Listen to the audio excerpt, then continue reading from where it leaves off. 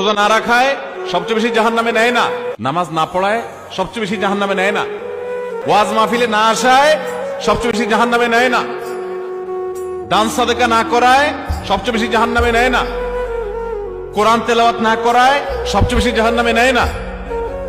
তাহলে কিসে সবচেয়ে বেশি জাহান্নামে নেয় মানুষকে? সুইলা রাসূলুল্লাহ সাল্লাল্লাহু আলাইহি সাল্লাম আন আকসারি মা ইউদখিলুন নাস আন-নার, মানুষকে সবচেয়ে বেশি জাহান্নামে নেয় কোন জিনিসে জিজ্ঞাসা করা হয়েছে।